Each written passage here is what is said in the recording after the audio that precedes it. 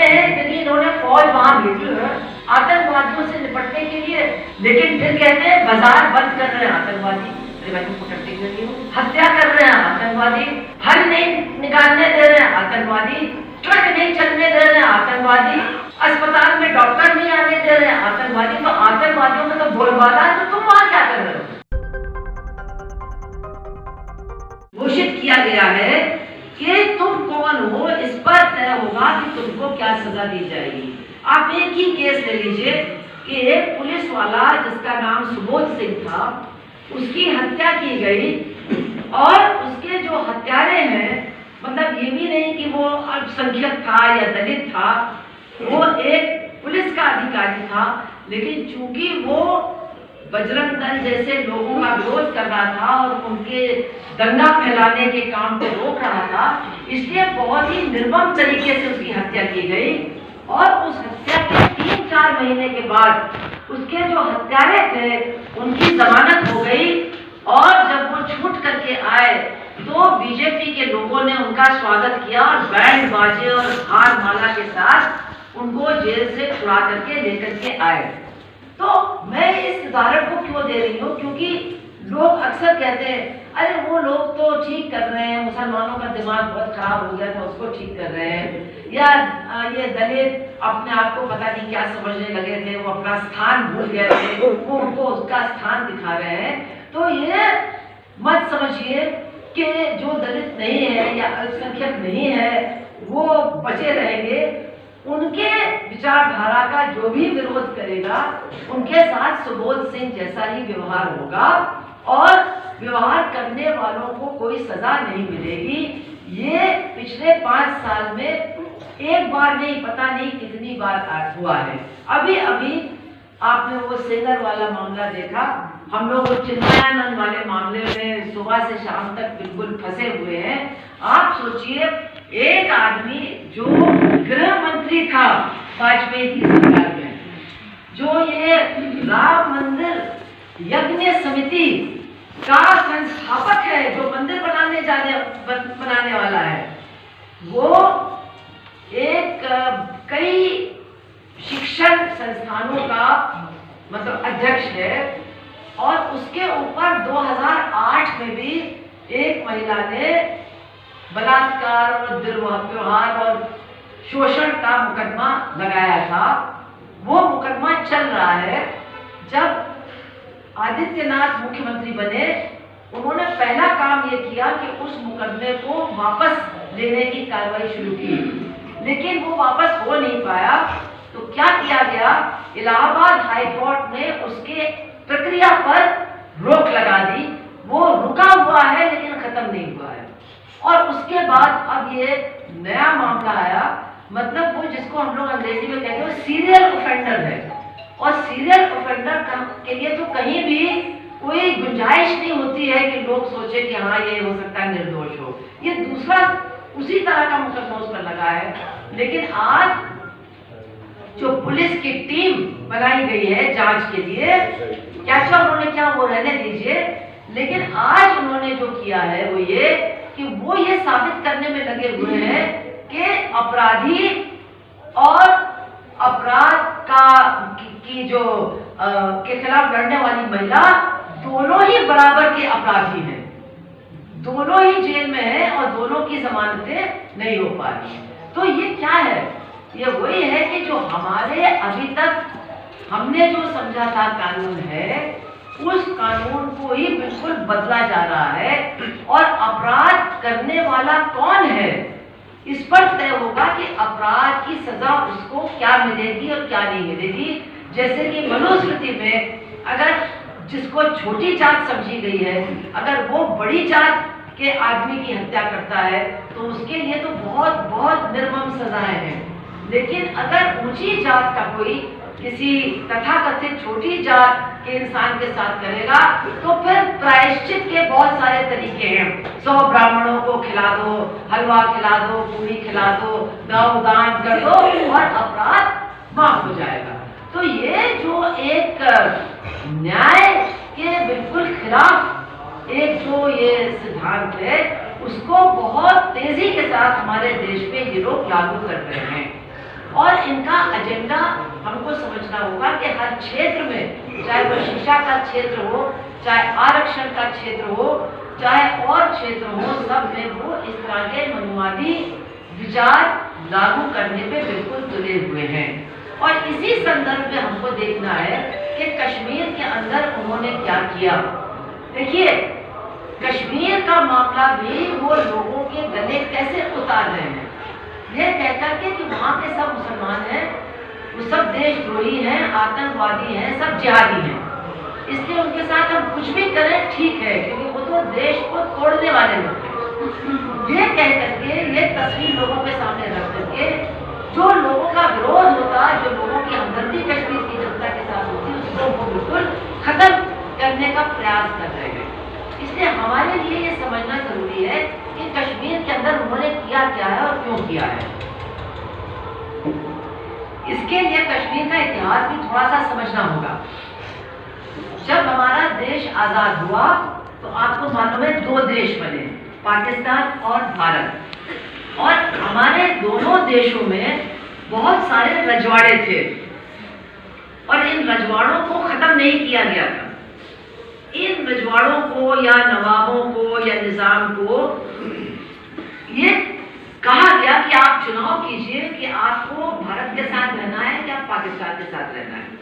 लेकिन उसके साथ एक बात ये भी जोड़ दी गई कि अगर आपके यहाँ की जनता किसी एक धर्म की अवलंबी है तो उसकी राय भी जानना जरूरी। मान लीजिए अगर शासक हिंदू है और जनता का बहुमत मुसलमान है तो दोनों को ही फैसला लेना पड़ेगा। और जूनागढ़ में यही हुआ।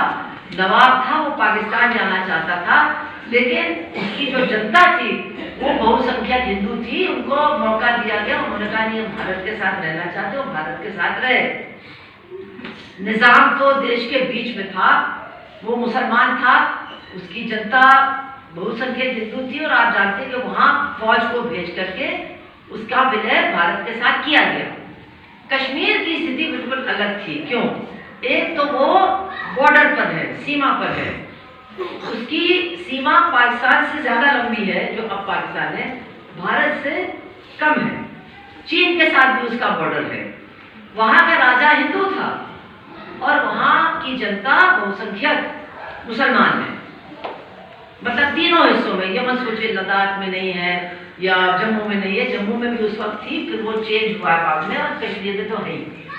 तो वहां के राजा, हिंदू राजा ने भारत के साथ विलय से इनकार कर दिया। ये बात याद रखना बहुत ज्यादा जरूरी है।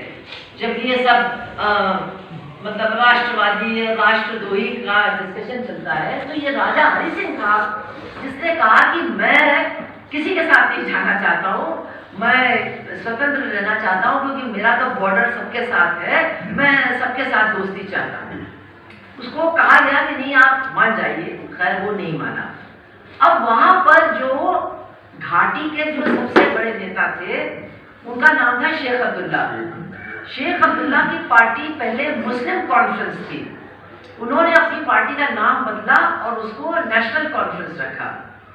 और वो उन्होंने कहा कि मैं एक धर्मनिरपेक्ष देश के साथ रहना चाहता हूँ, मैं धर्म पर आधारित देश को स्वीकार नहीं कर सकता हूँ। और साथ ही साथ उन्होंने ये जो हरि सिंह का डोगरा राज था उसके खिलाफ वो जबरदस्त आंदोलन चल रहा था। क्योंकि आप सोचिए, जो जम्मू कश्मीर की कुल आबादी थी, आमदनी थी, उसका 1/3 हिस्सा हरि सिंह ही ले लेता था अपने खर्चों के लिए। और मतलब वहाँ अशिक्षा बहुत थी, पिछड़ापन बहुत था, लूट बहुत थी। और जो वहाँ के मुसलमान थे घाटी के खासतौर से, वो भूमिहीन थे, उनके पास कुछ नहीं था। तो बड़ी लड़ाई चल रही थी हरि सिंह के राज के खिलाफ। और 1947 में शेख अब्दुल्ला को जेल में बंद कर दिया गया था। अब अगस्त का महीना निकल गया और हरि सिंह ने कोई फैसला नहीं लिया। उसे कहा भी गया कि देखिए, आपके यहाँ हमला होगा, जबरदस्ती होगी, लेकिन वो नहीं माने। उस समय बड़ी अजीब स्थिति थी कि पाकिस्तान की जो सेना थी उसका सेनापति एक अंग्रेज था पहले का, उसको हटाया नहीं गया था। और हमारे यहाँ जो वाइसरॉय थे वो गवर्नर जनरल बन गए, वो एक अंग्रेज थे, लॉर्ड माउंटबैटन। कश्मीर में अक्टूबर के महीने में वहाँ के काफी सारे सैनिक वो भेष उन्होंने लिया जैसे कि वो वहाँ के पठानी लोग हों, और बहुत सारे पठान भी जिनको पूरी ट्रेनिंग दी गई थी, फौजी ट्रेनिंग, उनको कश्मीर के अंदर पाकिस्तान से घुसाया गया और उन्होंने बहुत उपद्रव, बहुत लूटपाट और बहुत हिंसा, बहुत अत्याचार किया।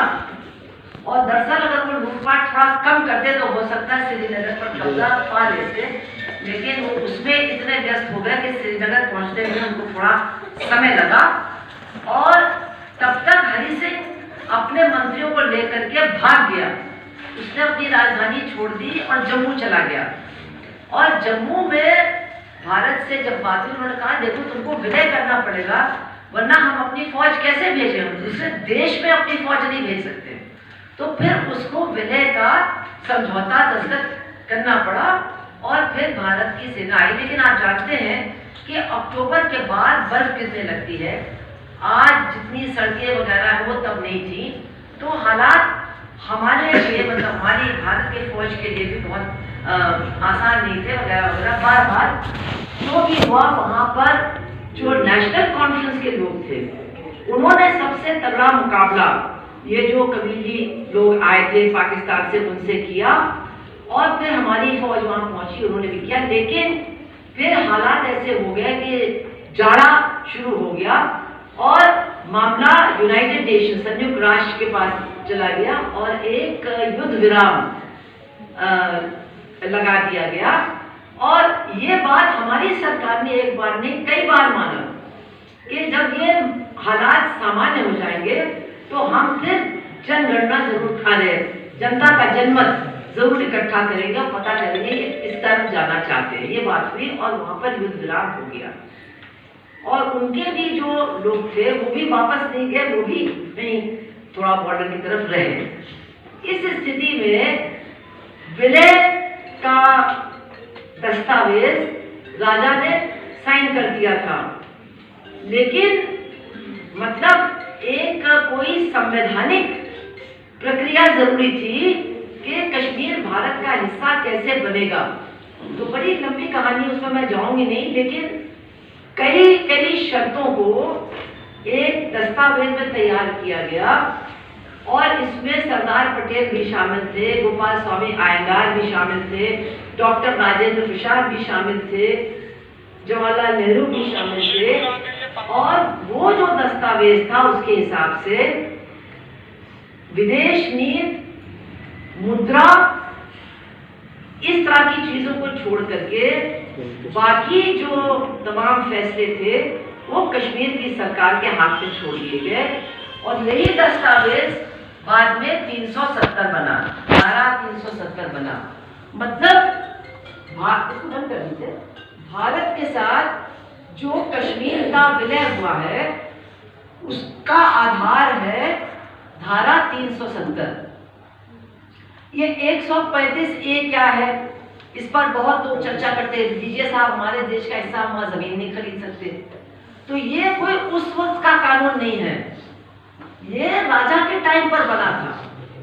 वहां के खास तौर से जो पंडित थे, जमीन के मालिक वही थे और ज्यादातर नौकरियों में कब्जा भी उन्हीं का था। तो अपने आप को पंजाबियों और अंग्रेजों से बचाने के लिए जो वहां आकर के जमीन खरीदना चाह रहे थे, उन्होंने राजा के ऊपर दबाव बना करके ये कानून बनवाया कि जो जम्मू कश्मीर का नागरिक, स्टेट सब्जेक्ट नहीं है, वो वहां जमीन का मालिक भी नहीं बन सकता है। ये तब का बना था और बाद में इसको फिर 135A का नाम दिया गया कि ये कायम रहेगा। और आपको ये भी ध्यान में रखना चाहिए कि हमारे देश के तमाम पहाड़ी और आदिवासी इलाकों में इस तरह के कानून मौजूद हैं। वहाँ के लोग, उनकी संस्कृति, उनका रहन सहन और उनकी जमीन को बचाने के लिए ऐसे कानून हैं। जैसे कि जो आदिवासी बाहुल क्षेत्र हैं वहाँ गैर आदिवासी जमीन नहीं खरीद सकते हैं। अब वो जोर जबरदस्ती की बात छोड़ दीजिए, लेकिन ये कानून है।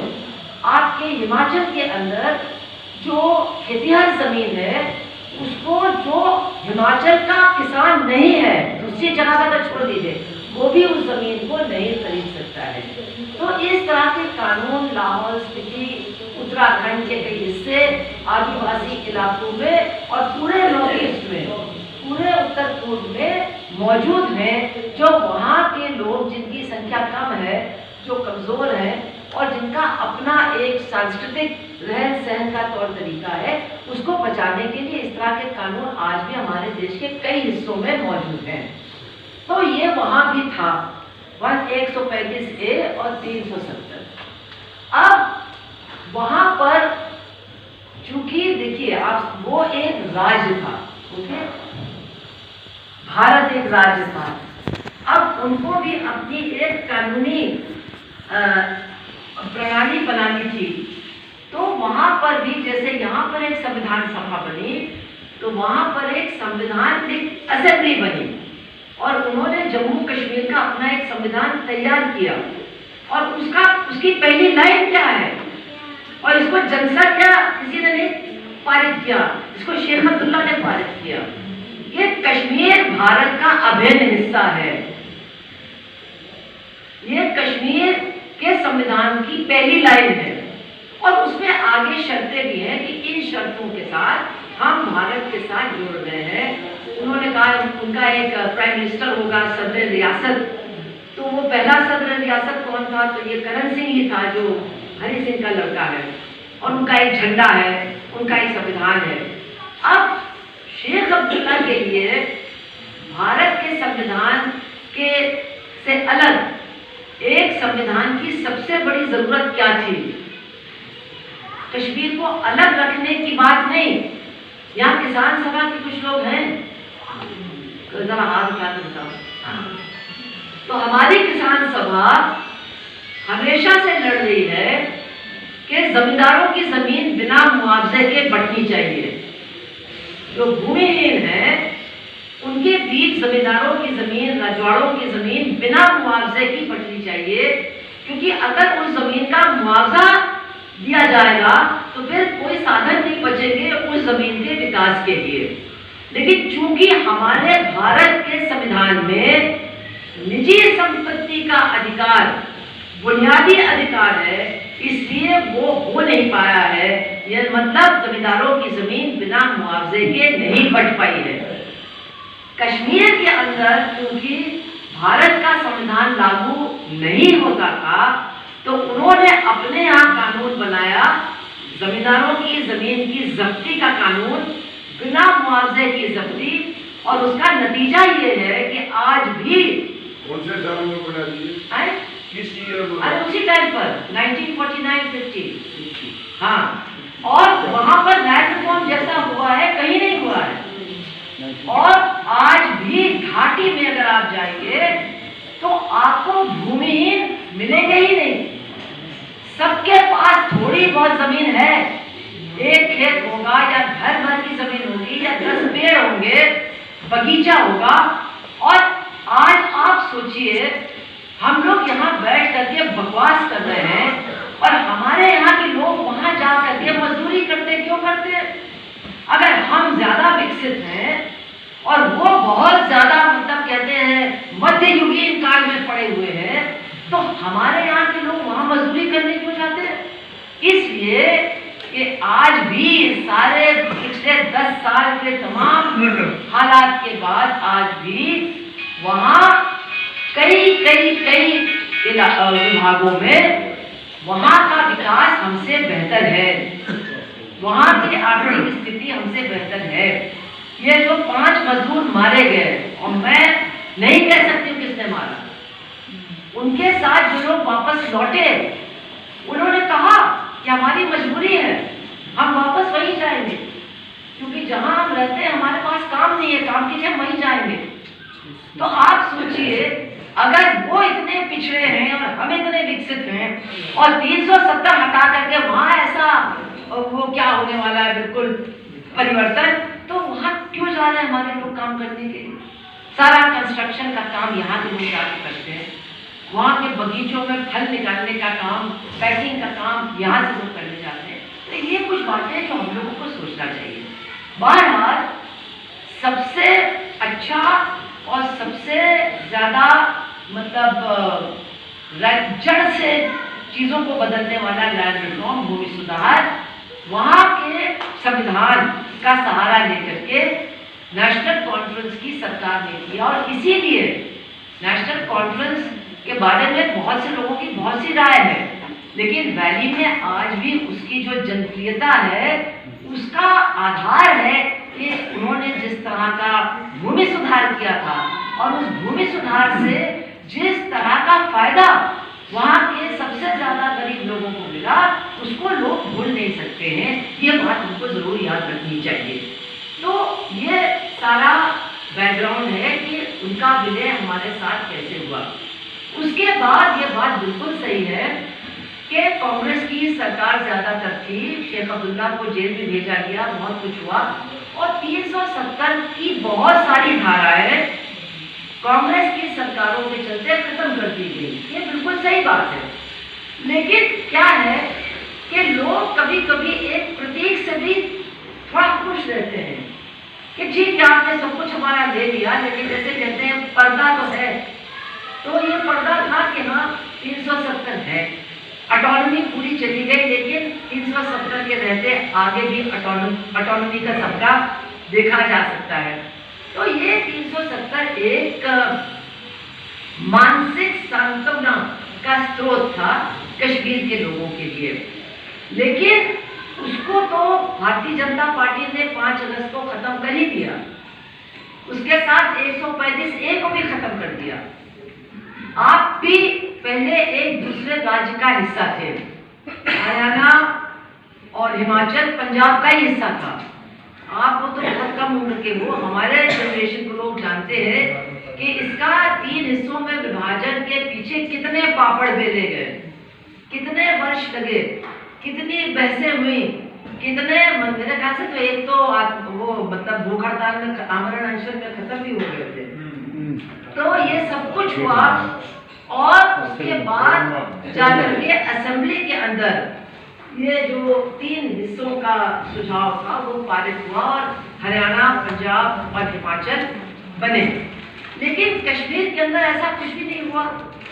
आपने संविधान को चोर दरवाजे से बदल दिया, मतलब लिखा है कि 370 अस्थायी है, करेक्ट, लेकिन इसको कौन हटा सकता है?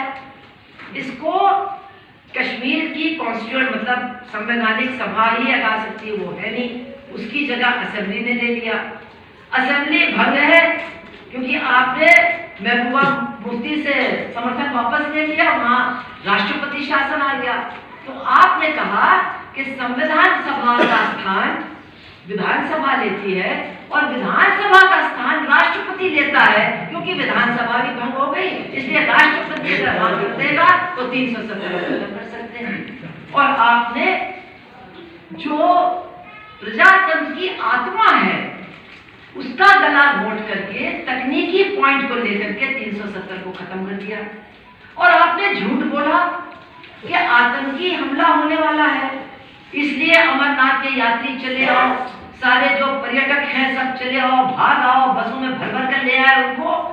और आपका 26,000, 1.5 लाख तो पहले से मौजूद थे, 26,000 और उसके बाद फिर 40,000 और वहां पर अर्धसैनिक बल और सैनिक बल भेजे गए। मतलब मैं समझती हूँ शायद हर 5 घर पर अब एक बंदूकधारी वहां पर खड़ा है।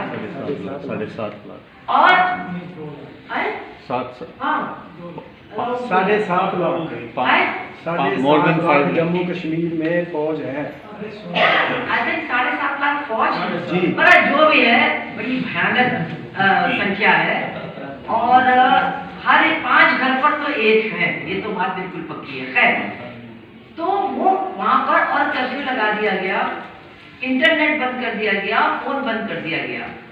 अब मैं ये कहना चाहती हूँ कि यहाँ के लोग कितनी बेहूदगी से बात करते हैं। अगर उनका फोन उनसे 5 दिन के लिए ले लिया जाए तो हो सकता है वो पागल हो जाएंगे।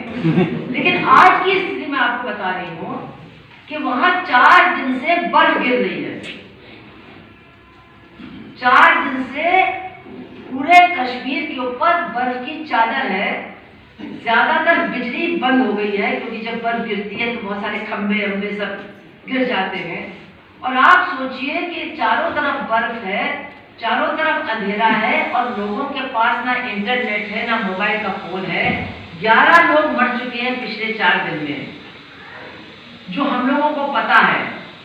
दूर दराज के गांव में क्या स्थिति हम लोग नहीं जान सकते हैं। तो ये हाल है। तो हमारे सामने जो बड़ा सवाल है वो ये, और मैं सारे डिटेल में नहीं जाऊंगी कि वहां कितना अत्याचार हो रहा है, कितना अनाचार हो रहा है। जब हरियाणा में 5 घर पर एक फौजी नहीं खड़ा है और इतना अत्याचार हो रहा है, जबकि पेपर भी चल रहे हैं, टीवी भी आ रहा है, आपके पास फोन भी है, तो आप सोच सकते हैं कि ऐसी जगह में क्या हो रहा होगा जहां ये सारी चीजें बंद हैं। लेकिन ये आपको समझना होगा कि एक तरफ तो हम चिल्ला चिल्ला करके कह रहे हैं कश्मीर हमारा है, कश्मीर भारत का अभिन्न हिस्सा है, लेकिन कश्मीरी किसके है ये बात हम नहीं कह रहे। ये कश्मीरी हमारे हैं कि नहीं? अगर कश्मीर हमारे देश का अभिन्न हिस्सा है तो कश्मीरी कहां के नागरिक हैं? अगर वो भारत के नागरिक हैं तो वो हमारे जैसे नागरिक हैं, और हमारे जो नागरिक अधिकार है वो उनके भी होने चाहिए।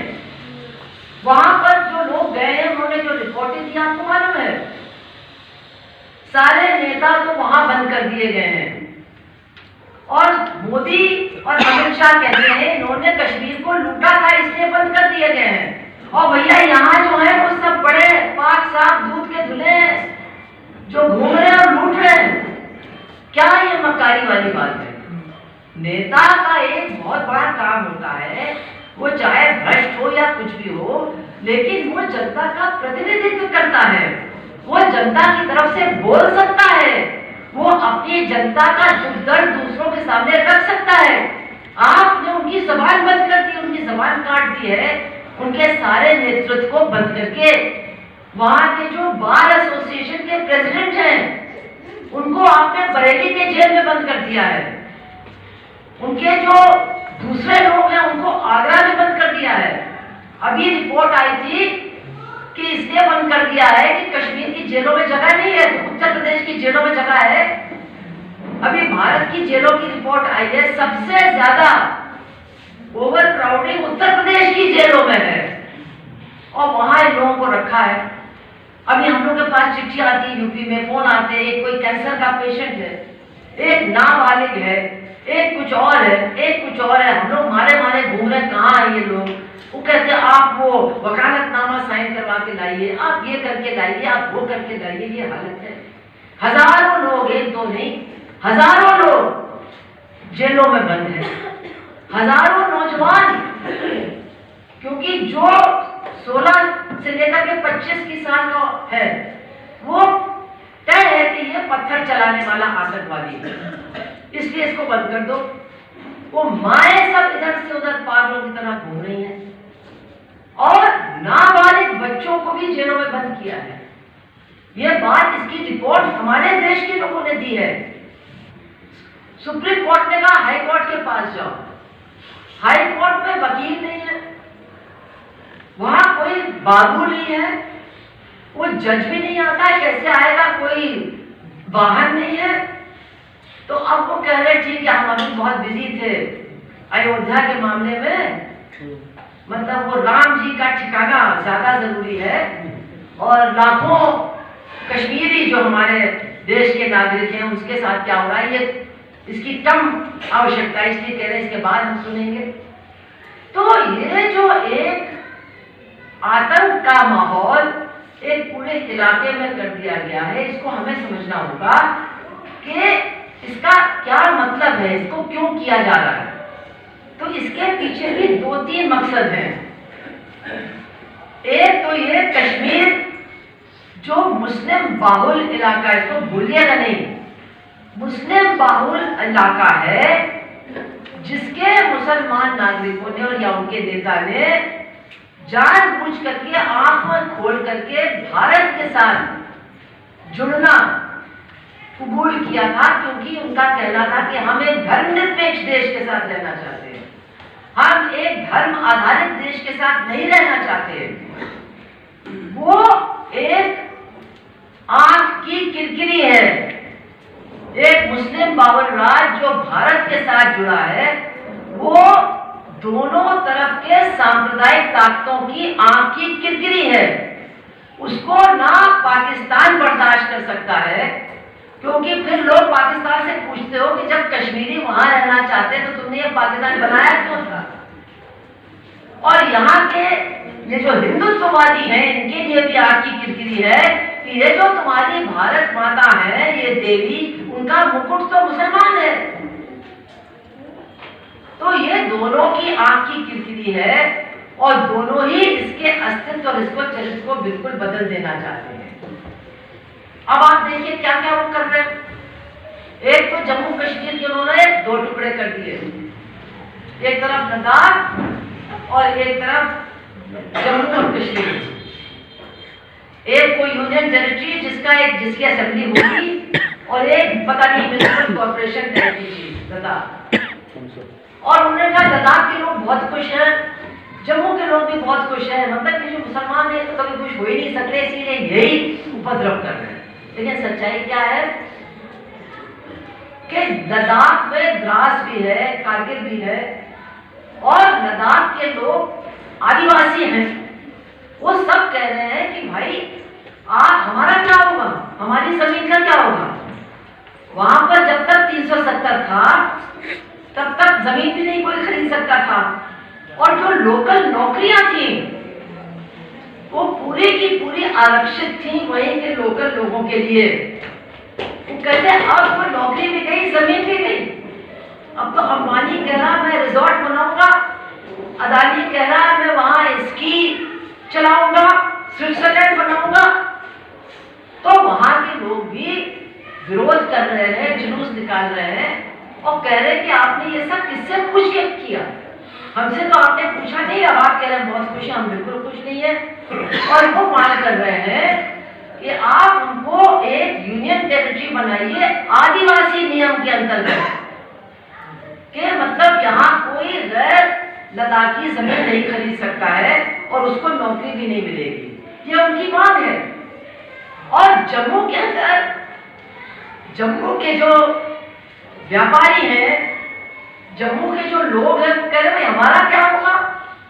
कश्मीर तो लोग बहुत बाद में जाएंगे क्योंकि वहां तो असुरक्षा है, लेकिन जम्मू में तो सारी हमारी जमीन ले लेंगे, कब्जा कर लेंगे हमारी पूरी अर्थव्यवस्था पर, हमारी सब नौकरियां भी चली जाएंगी।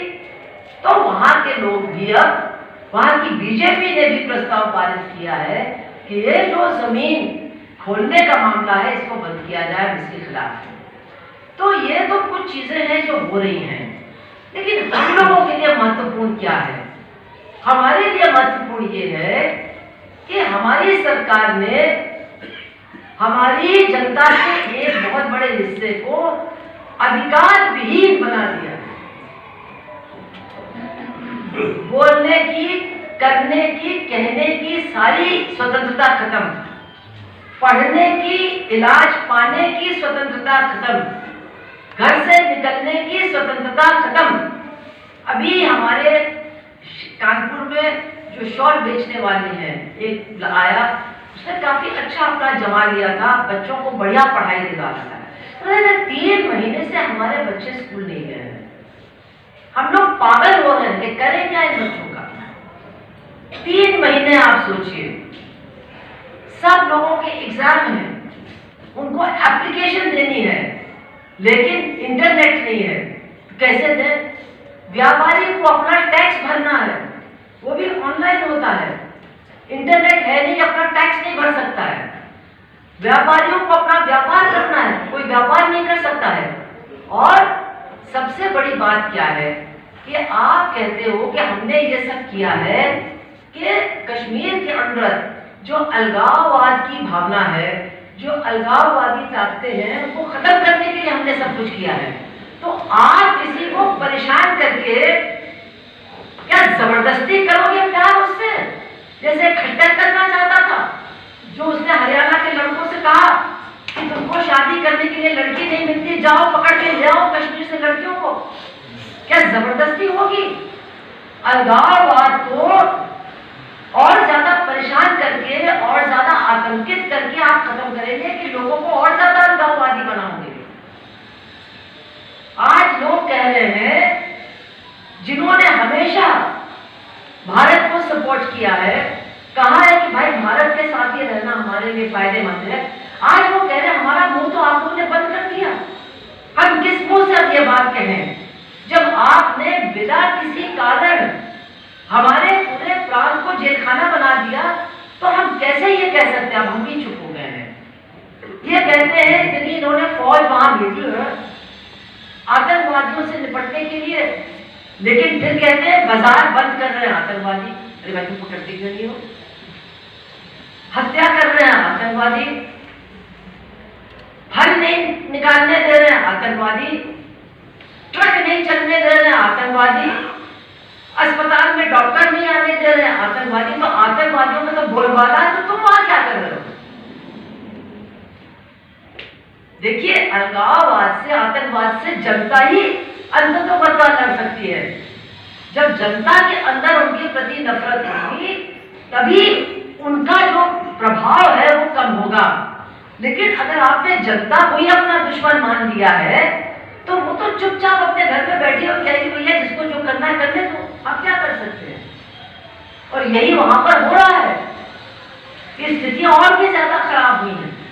अब उन्होंने कर्फ्यू तो लगा दिया, अब कर्फ्यू खोले कैसे? जिस दिन कर्फ्यू खोलते हैं उसी दिन हजारों लोग सड़कों पर आकर के नारे लगाते हैं। तो ये जो आज वहां हालत हो गई है, आप समझ लीजिए बहुत ही भयानक है। और ये इनके पास कोई भी इसका इलाज नहीं है, क्योंकि इसका जो इलाज है वो करने से इनको परहेज है। इलाज यही है कि जो लोग बंद हैं उनको छोड़िए, कुछ वहां पर जो फौज का आतंक है उसको कम कीजिए, जो वहां की जनता है उनको थोड़ा सा सांस लेने दीजिए, उनको निकलने दीजिए, बोलने दीजिए।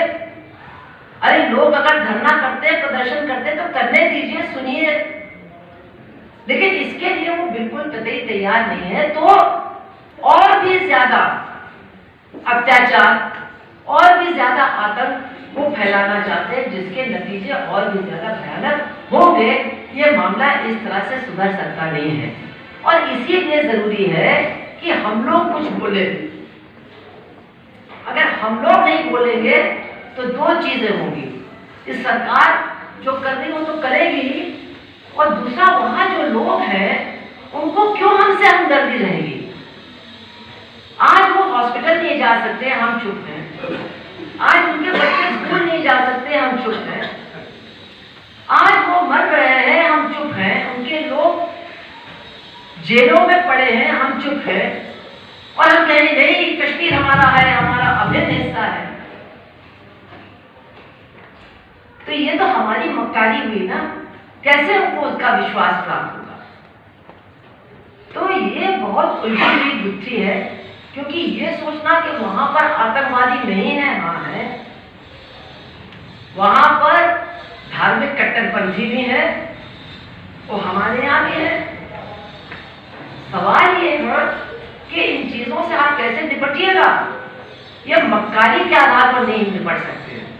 अभी आपने देखा कि हमारी सरकार और जो उनके तरफ से लोग बोलते हैं सारे कश्मीरी आतंकवादी हैं, जिहादी हैं। तो फिर आप वहां सेना के लिए लोगों को क्यों रिक्रूट कर रहे हो? आप वहां सैनिकों की भर्ती क्यों कर रहे हो? पहले आपने 6,500 की, अब मेरे ख्याल से कोई 15,000 की। तो ये कश्मीरी नहीं है, इनके भी तो परिवार होंगे।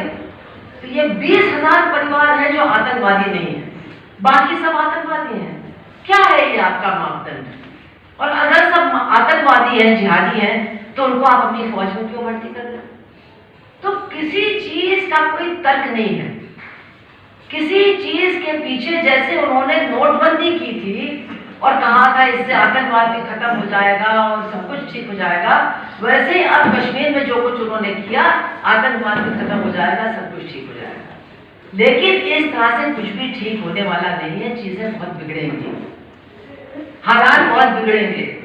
और ये मत सोचिए कि कश्मीर हमसे बहुत दूर है, वहां कुछ भी होता उसका असर हमारे ऊपर नहीं पड़ेगा, पड़ेगा। क्यों? अगर आपके शरीर का एक हिस्सा कटता है या उस पर वार होता है तो पूरे शरीर को तकलीफ होती है।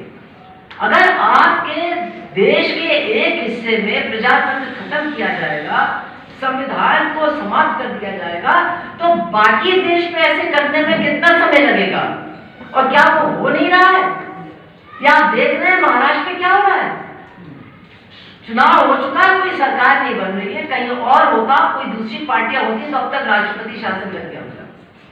लेकिन वहां लोग कह रहे हैं यार खरीदो ना कुछ लोगों को, जाके पकड़ के लाओ ना कुछ लोगों को, कुछ लोगों को तो अपनी तरफ करो ना।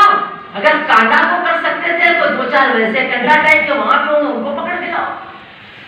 तो इसका मतलब क्या है कि अगर प्रजातंत्र के ऊपर एक हिस्से में हमला होता है तो फिर पूरे देश में प्रजातंत्र खतरे में है। अगर संविधान का साया एक हिस्से से हटा दिया गया है तो वो पूरे देश से भी हटाया जा सकता है, और वो हटाया जा रहा है। इसलिए सबसे पहले तो हमारे लिए ये समझना, मैं बार बार कहती हूँ और आप भी लोगों को समझाइए कि ये झगड़ा हिंदू मुसलमानों का नहीं है, ये दलितों और सवर्णों का नहीं है। इस तरह से भाजपा के लोग पेश कर रहे हैं ताकि बाकी लोग इस झगड़े से अपने आप को दूर रखें। ये झगड़ा प्रजातंत्र और तानाशाही के बीच का झगड़ा है, ये झगड़ा संविधान और मनुस्मृति के बीच का झगड़ा है, ये झगड़ा समानता और घोर असमानता के बीच झगड़ा है। ये झगड़ा, ये देश किसका है? हम सबका है कि केवल अंबानी अडानी का है? इसका झगड़ा है। इसमें मतलब तमाम तरह के निहित स्वार्थों को देश और देश के तमाम संसाधन सौंपने का भी सवाल इन झगड़ों के पीछे छुपा हुआ है, जिनको हमें ठीक से देखना होगा और लोगों के सामने रखना होगा। हम लोग मीडिया से डरे हुए लोग, मीडिया हमें बता रहा है सब कश्मीर के खिलाफ, सब 370 हटाने के पक्ष में, ये झूठ है। मैंने पहले दिन देखा कि कुछ लोग कह रहे थे बड़ा अच्छा किया वाह मोदी जी वाह। लोगों ने पूछा क्या हुआ? अरे वो हटा दिया। अरे क्या हटा दिया? अरे वही हटा दिया ना वो 220 जो था। अरे नहीं यार 220 नहीं 420 हटा दिया। अरे नहीं कुछ तो हटा दिया, लेकिन वाह मोदी जी वाह। मतलब ये बिल्कुल ही जो है बेवकूफ किस्म के जाहिल लोग हैं, को कुछ नहीं पता।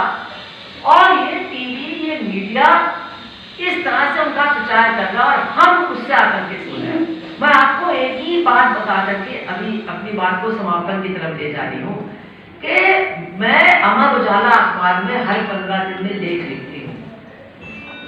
15 दिन पहले मैंने कश्मीर पर लेख लिखा। वो मतलब ऐसा नहीं कि बहुत कड़वे शब्द वगैरह, लेकिन मैंने अपनी पूरी बात कही उसमें।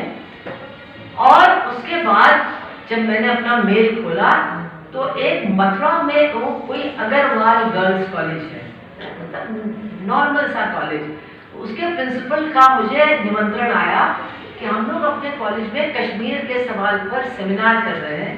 और उन्होंने जो पॉइंट्स भेजे वो अच्छे पॉइंट्स थे, constitution and legality and history of Kashmir and accession, सब ठीक ठाक। तो हम चाहते हैं आप इसका उद्घाटन करें। मैंने कहा पता नहीं भैया हमें क्यों बुला रहे, कोई दूसरा समझ के तो नहीं बुला रहे हैं। फिर थोड़ी देर बाद वो प्रिंसिपल साहब का फोन आया। उन्होंने कहा मैडम मैं तो आपको जानता नहीं हूँ, आज सुबह मैंने आपका लेख पढ़ा अमर उजाला में और मैं इतना प्रभावित हुआ कि मैंने सोचा कि आपके अलावा कोई उद्घाटन नहीं कर सकता, आपको ही आना पड़ेगा। अब आप सोचिए प्रिंसिपल, मतलब अभी मैं रोज सोचिए कि उसको कोई कहेगा कि उनको कैंसिल कर दो, अभी तक तो नहीं हुआ है। तो इसका मतलब है कि तरह तरह के लोग हमारे देश में, कुछ लोग हैं जो जानना चाहते हैं जिनको पता नहीं है, बहुत सारे लोग समझते हैं कि कुछ अन्याय भी हुआ है, कई लोग कश्मीरी पंडितों की बात को सोच करके कुछ अपना मन बना लेते हैं, उस पर भी हमको जवाब देना पड़ता है। मेरे बगल में, आप लोग तो टीवी देखते हो, मैं तो कभी देखती नहीं हूँ, एक सुशील पंडित नाम के एक रहते हैं मेरे घर के बिल्कुल बगल में, जहाँ मैं दिल्ली में रहती हूँ। वो कश्मीरी पंडितों का जो सबसे मतलब जिसको कहना चाहिए धारदार नेता है, टीवी पर होता है, उन्होंने बगल में रहता है। एक दिन वो आया, उसने मेरे पैर छुए, मैं नहीं जानती उसको, अरे मैं हैरान हुई कौन है। कहने लगा नहीं मैडम, आपने 1990 में जो भाषण दिया था पार्लियामेंट में, जब कश्मीरी पंडितों को वहां से हटाया गया, वो हम लोग कभी भूल नहीं सकते। तो ये बात सही है, ये भी एक मानवता का सवाल है। गलत हुआ उनके साथ, बहुत गलत हुआ, लेकिन वो अगर केवल अपने कश्मीरी मुसलमान पड़ोसियों को उसके लिए जिम्मेदार ठहरा दे तो वो भी ठीक नहीं है, क्योंकि कोई पड़ोसी जब पागलपन लोगों के ऊपर सवार हो जाता है वो नहीं बचा सकता है। हम लोगों ने दंगे में मुजफ्फरनगर में कितने मुसलमानों को बचा लिया, कितनी लड़कियों को बलात्कार से बचा दिया, कितने घरों को बचा दिया। हम तो बहुमत वाले हैं ना। तो सवाल ये है कि उनके साथ गलत हुआ, उनके साथ बहुत अन्याय हुआ, लेकिन वहां पर राजा कौन था उस समय, राज किसका था? वहां पर प्रेसिडेंट रूल थी और गवर्नर का शासन था, जगमोहन का शासन था। अगर जगमोहन कोशिश करता उनको बचाने की और नहीं बचा पाता, मैं कहती ठीक है, इट्स पॉसिबल। उसने कोशिश भी नहीं की, उसने सीधे सीधे ऐलान कर दिया आप बच नहीं सकते हो, आपके लिए बसों का इंतजाम कर दिया, आप बसों में बैठो और यहां से जाओ। ये क्या किसी शासक का मतलब रवैया होना चाहिए? और दिल्ली में किसकी सरकार थी? वीपी सिंह की सरकार थी। वो वीपी सिंह की सरकार किस पर टिकी हुई थी? हम पर कम, बीजेपी पर ज्यादा। अडवाणी जी मेरे बगल में बैठे थे, एक बार भी उठ करके कश्मीरी पंडितों के पक्ष में नहीं बोले। अगर वो कह देते तुम्हारी सरकार गिरा देंगे अगर तुम उनकी रक्षा नहीं करोगे, तो हम समझते हैं कि हाँ तुम्हारी हमदर्दी है। कुछ नहीं, सिर्फ इस्तेमाल किया, उनको मोहरा बनाया गया।